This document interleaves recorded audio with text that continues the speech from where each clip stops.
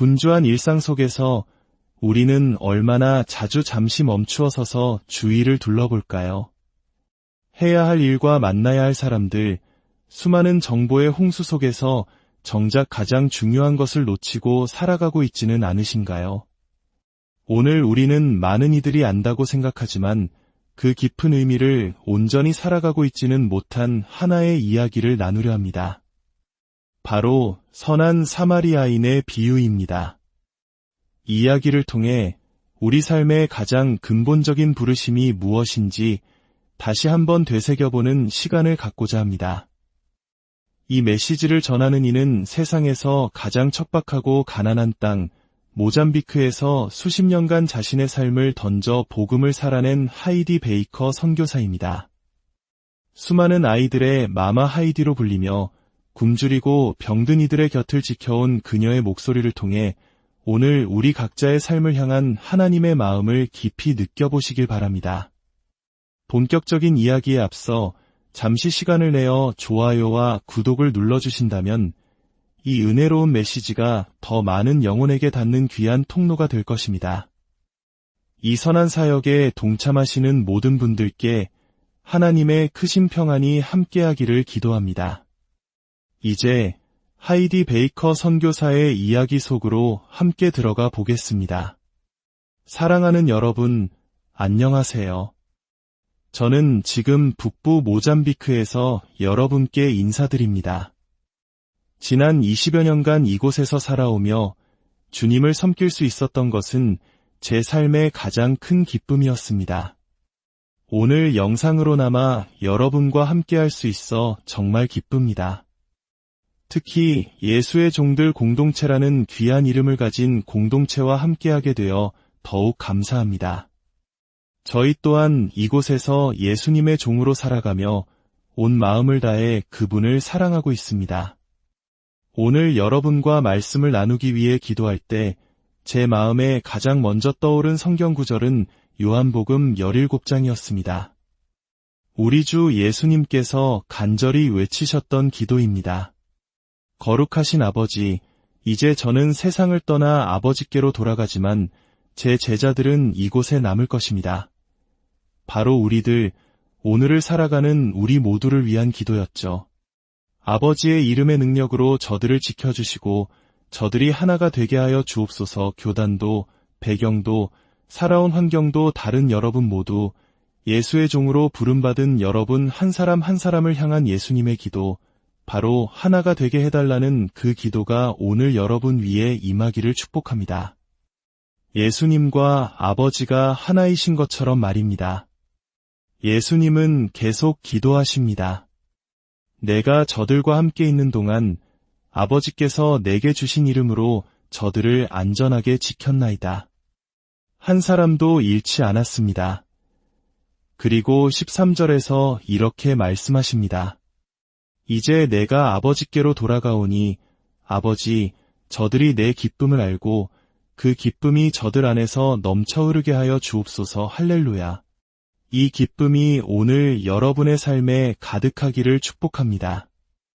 이제 저는 누가복음 10장에 나오는 선한 사마리아인의 비유를 통해 여러분과 더 깊은 나눔을 하고자 합니다. 이 이야기는 제 삶과 사역에 있어 복음의 단순함으로 돌아가게 하는 강력한 힘이 되어 주었습니다. 누가복음 10장 25절을 보겠습니다. 많은 분들이 잘 아시는 이 이야기는 우리 삶의 중심 주제가 되어야 할 질문을 던집니다. 주님은 우리에게 무엇을 원하시는가? 바로 그분의 사랑에 강건되어 도움이 필요한 한 사람을 위해 멈추어 서는 것. 그것이 무엇을 의미하는지 말입니다. 어느 날 한 율법학자가 예수님을 시험하기 위해 일어섰습니다. 생각해보면 참 우스운 일입니다. 스스로 똑똑하고 대단하다고 여긴 한 인간이 감히 예수님의 가르침을 시험하려 들다니요. 하지만 그는 아주 좋은 질문을 던졌습니다. 선생님, 제가 영원한 생명을 얻으려면 무엇을 해야 합니까? 예수님께서 되물으셨습니다. 율법에 무엇이라 기록되어 있으며 너는 그것을 어떻게 읽느냐? 율법학자는 머리로는 정확하게 대답했습니다.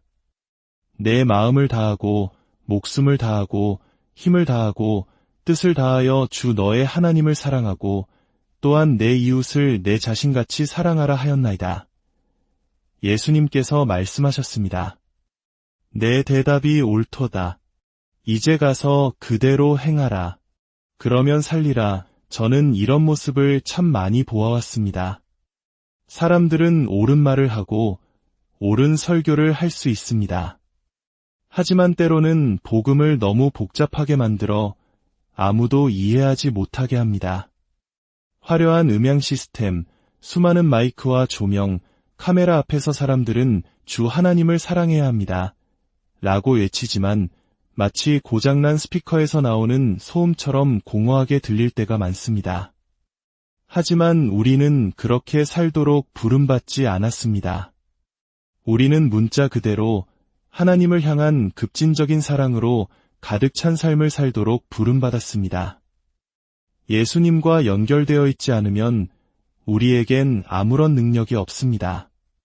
하나님의 사랑에 강건되지 않으면 우리는 아무 힘도 발휘할 수 없습니다. 도움이 필요한 한 사람을 위해 진정으로 멈춰서려면 먼저 그분 앞에서 멈춰서서 그분의 영광과 임재 안에 거해야 합니다. 사랑하는 예수의 종들이여, 더 낮은 곳으로 갑시다. 더 천천히 갑시다. 먼저 하나님의 임재 앞에서 멈춥시다. 그리고 그분의 사랑으로 힘을 얻고 강건되어 도움이 필요한 한 사람을 위해 멈추어 섭시다. 그들이 어디에 있든 우리는 예수님의 눈으로 그들을 보게 될 것입니다. 제 삶을 송두리째 바꾼 하나의 환상이 기억납니다. 하나님께서 제게 요한복음 6장의 말씀을 그분의 살과 피, 그분의 사랑에 대한 이야기를 부어주셨을 때였습니다.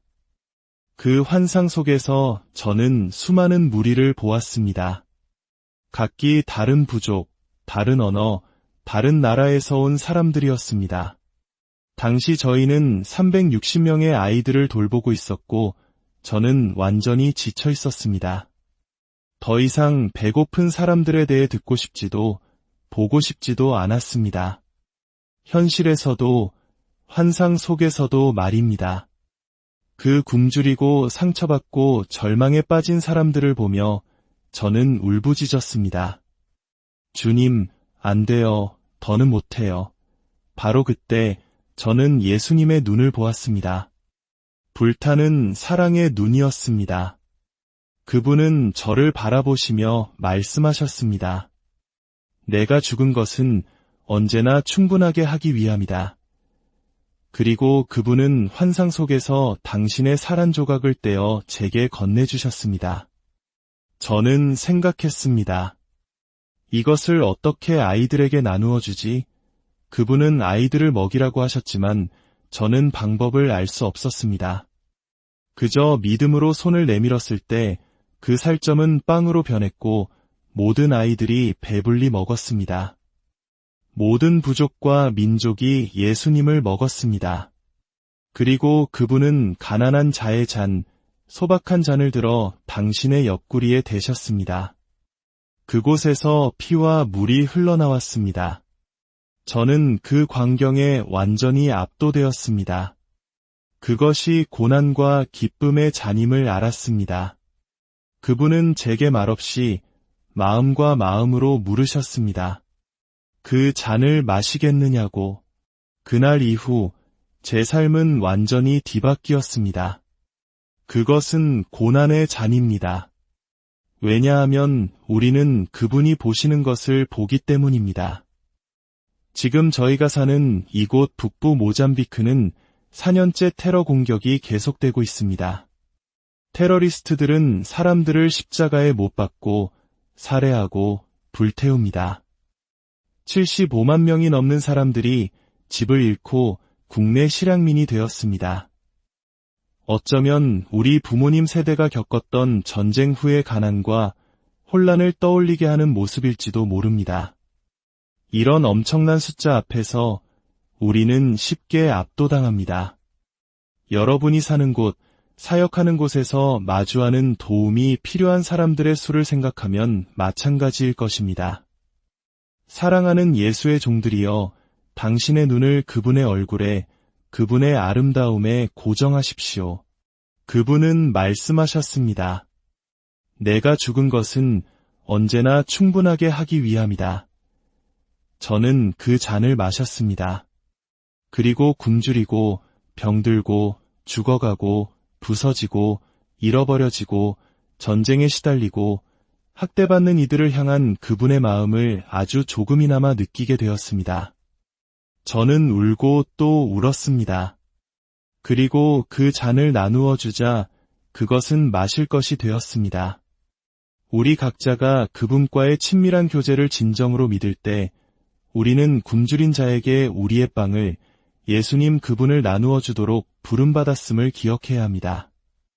우리는 육적인 빵과 영적인 빵을 모두 나누어야 합니다. 자신을 정당화하고 싶었던 율법학자는 예수님께 다시 물었습니다. 내 이웃이 누구입니까? 설마 저 멀리 소말리아나 시카고에 사는 사람은 아니겠지요? 아프가니스탄이나 말레이시아 사람은 아니겠지요? 바로 저기 옆집 오두막에 사는 그 사람은 아니겠지요?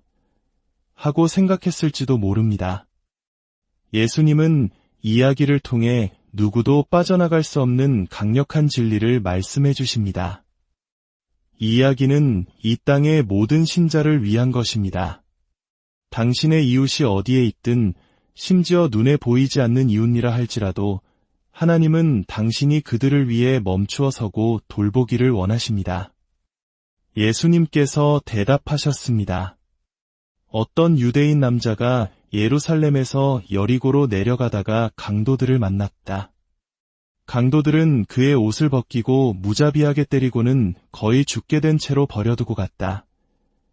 이 이야기는 제게 너무나 생생하게 다가옵니다. 몇 해 전 나무 아래 버려진 한 소녀가 제게 왔습니다. 아이는 강간당했고 옷은 벗겨졌으며 온몸은 옴과 이로 뒤덮여 있었습니다.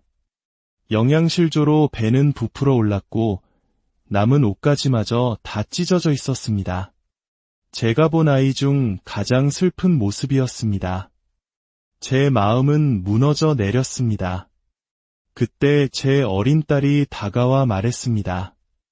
엄마, 이 아이에게 제 가장 좋은 옷을 주고 싶어요. 딸에게는 단 2벌의 옷밖에 없었지만 아이는 가장 아끼는 드레스를 가져와 그 소녀에게 입혀주었습니다. 고통받는 소녀를 향한 제 딸의 마음에서 저는 예수님을 사랑하는 자의 자연스러운 반응을 보았습니다.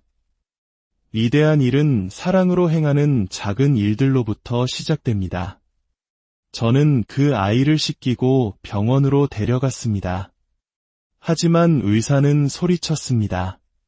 그냥 내버려둬요. 저런 애들은 수백 명이나 더 있어요. 많은 그리스도인들이 너무 많은 고통 앞에서 멈추어 서지 못하고 외면합니다. 75만 명의 실향민 같은 숫자를 들으면 그냥 채널을 돌려버립니다. 내가 할 수 있는 일은 아무것도 없어 라고 생각합니다. 하지만 하나님의 사랑에 강건된 마음은 다릅니다. 당신이 사랑받고 있음을 알 때 당신은 도움이 필요한 한 사람을 위해 멈출 수 있습니다. 그날 하나님은 우리에게 수천, 수백 명을 주신 것이 아니었습니다. 단지 그 작은 소녀 한 명을 주셨을 뿐입니다. 제 딸에게 수백 벌의 드레스가 있었던 것도 아닙니다. 우리는 종종 우리가 가진 작은 것을 보며 아무것도 할 수 없다고 생각합니다. 예수님의 눈을 바라보는 대신에요. 그 소녀의 눈을 들여다보았을 때 예수님께서 저를 똑바로 바라보시는 것을 느꼈습니다. 지극히 작은 자 하나에게 한 것이 곧 내게 한 것이니라. 사랑하는 예수의 종들이여, 복음을 복잡하게 만들지 마십시오. 도움이 필요한 한 사람을 위해 멈추십시오. 이야기는 계속됩니다. 곧 한 유대인 제사장이 그 길을 지나가다가 상처 입은 남자를 보았습니다. 그는 멀리서 그를 보자마자 길 반대편으로 건너가 버렸습니다. 혹시 당신도 그래 본 적 없으신가요? 너무 벅차서 길 반대편으로 건너가 버린 적 말입니다. 그는 눈을 감아버린 눈먼 제사장이었습니다. 길 위에서 죽어가는 한 사람을 보지 못했습니다. 그 다음에는 레위 지파의 예배자가 지나갔습니다. 그 역시 마찬가지로 길 반대편으로 건너가 돕지 않고 그를 지나쳐버렸습니다. 어쩌면 그는 찬양하고 있었을지도 모릅니다. 하지만 그는 눈먼 예배자였습니다. 마침내 다른 한 사람이 나타났습니다. 바로 사마리 아인이었습니다. 그는 피 흘리는 남자를 보고 측은한 마음에 발걸음을 멈추었습니다. 기억하십시오. 당시 유대인과 사마리아인은 서로를 적대시했습니다. 유대인들은 사마리아인을 부정하다고 여겼고 사마리아인들도 유대인들을 좋아하지 않았습니다.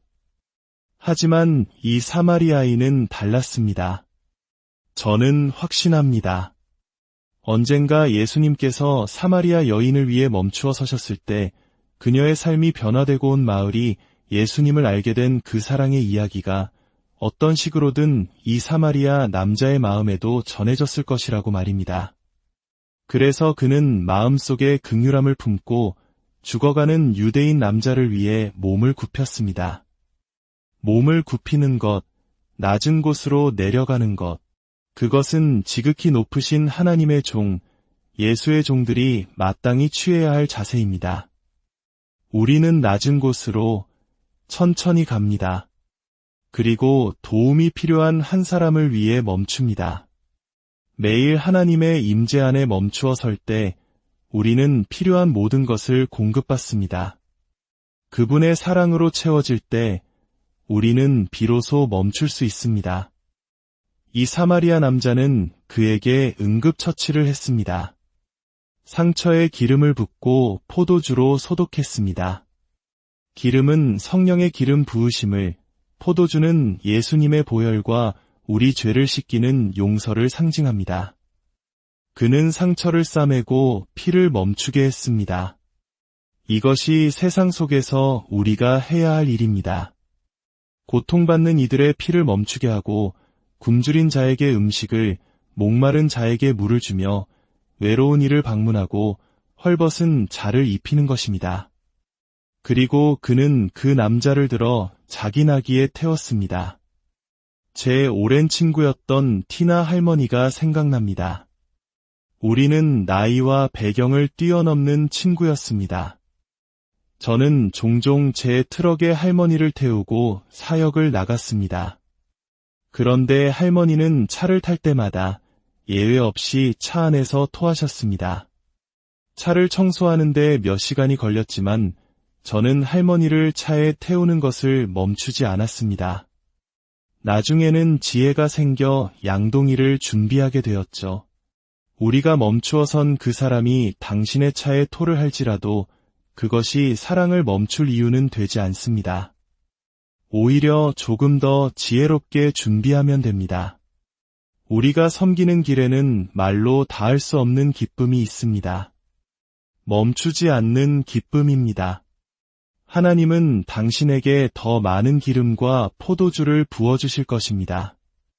사마리아인은 그를 여관으로 데려가 돌보아 주었고 다음날 자기 돈을 꺼내어 여관 주인에게 주며 말했습니다. 이 사람을 돌보아 주시오. 비용이 더 들면 내가 돌아올 때 갚겠소. 그렇습니다. 이 길은 대가를 치르는 길입니다. 매달 우리 팀이 실향민 캠프에서 3만 명 이상에게 식사를 제공하는 데 드는 비용 보고서를 볼 때마다 저는 예수님의 눈을 바라봅니다. 그리고 주님이라고 대답합니다. 그 숫자는 주님께서 제 마음에 주신 것이기 때문입니다. 그것은 필요에 비하면 아주 작은 것이지만 한 사람에게는 전부입니다. 이것은 우리 모두가 그리스도의 몸된 교회가 함께 서로를 도울 때 가능한 일입니다. 예수님은 율법학자에게 물으셨습니다. 내 생각에는 이 세 사람 중에 누가 강도 만난 자의 이웃이 되겠느냐? 율법학자가 대답했습니다. 자비를 베푼 자니이다. 사랑하는 예수의 종들이여, 이것이 바로 우리가 매일의 삶에서 살아가도록 부름받은 모습입니다. 친절과 자비를 보이는 사람. 그 마음은 예수님과의 친밀한 사랑에서 흘러나옵니다. 예수님께서 그에게 말씀하셨습니다. 가서 너도 이와 같이 하라. 이제 잠시 여러분의 손을 들어주십시오. 어디에 계시든 잠시 멈추어 손을 들고 기도합시다. 주님, 여기 있는 한 사람 한 사람을 당신의 임재 안으로, 당신의 영광 안으로 이끌어 주옵소서. 주님, 저들이 당신의 불타는 사랑의 눈을 보게 하소서. 당신의 얼굴과 아름다움을 보여주시고 친밀함의 기름으로 채워주소서. 당신의 포도주, 당신의 보혈을 각 사람 위에 부어주소서. 스스로가 길 위에서 상처 입고 부서진 자라고 느끼는 이들 위에 지금 주님의 능력이 임하게 하소서. 그들을 강권적으로 만져주시고 회복시켜 주소서. 또한 주님, 이 이야기 속 제사장처럼 목회자와 사역자들 중에 복음의 본질을 잊어버린 이들이 있다면 주여 긍휼을 베풀어 주소서. 그들의 눈을 열어주시고 가난하고 병들고 죽어가는 이들을 보게 하소서. 성령이여, 지금 듣고 있는 모든 이들의 눈에 안약을 발라주사 우리가 도움이 필요한 한 사람을 보게 하소서. 주님, 우리의 손에 나눌 것을 채워주소서. 더 깊은 곳으로 우리를 이끌어 주소서. 우리가 보지 못했던 것을 용서하여 주소서. 우리는 보기를 원합니다. 주님, 볼 수 있는 눈과 느낄 수 있는 마음과 나눌 수 있는 손을 주소서. 사랑할 수 있는 마음과 끌어안을 수 있는 팔을 주소서. 주여, 내가 여기 있나이다. 나를 보내소서. 예수님의 이름으로 기도합니다. 아멘.